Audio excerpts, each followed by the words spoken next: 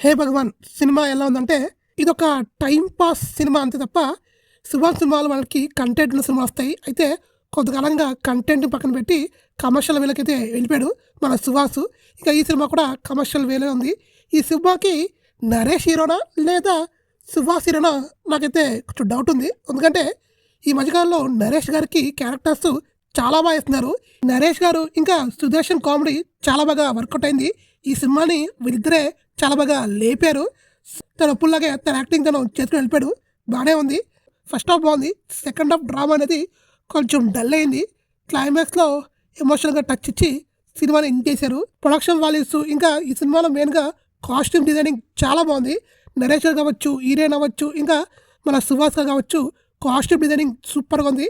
దానికి తగినట్టే cinematography, DI work ఈ మూడు చాలా బాగా మ్యాచ్ అయినాయి.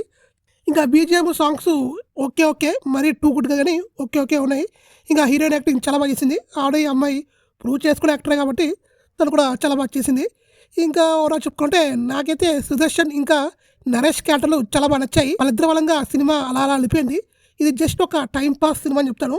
సినిమా అయితే బాగుంది. కొంతమంది మిక్సింగ్ టాక్ అయితే వచ్చింది, అవేవి పట్టించుకోకండి. టైం పాస్కి అలా వెళ్ళి ఇలా చూసి వచ్చేయండి. ఇంకా నా రేటింగ్ అయితే 2/5.